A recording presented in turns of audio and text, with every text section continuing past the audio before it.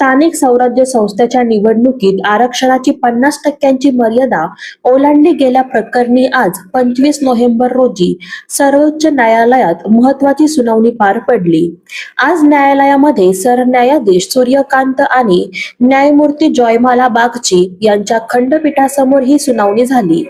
यावेळी न्यायालयाने 50% आरक्षणाची मर्यादा ओलांडली गेल्यासंबंधी सविस्तर माहिती मागवली असून सर्वोच्च न्यायालयाने या प्रकरणाची पुढील सुनावणी शुक्रवारी म्हणजेच 28 नोव्हेंबर रोजी ठेवली आहे। स्थानिक स्वराज्य संस्थेच्या निवडणुकीत 159 स्थानिक स्वराज्य संस्थांमध्ये 50% आरक्षणाची मर्यादा ओलांडली गेल्याचा दावा करण्यात आला होता। या प्रकरणी आज झालेल्या सुनावणीनंतर सर्वोच्च न्यायालयाने आपण शुक्रवारी अंतरिम आदेश देऊ असे सांगितले। शुक्रवारी दुपारी 12 वाजता ही सुनावणी होणार आहे।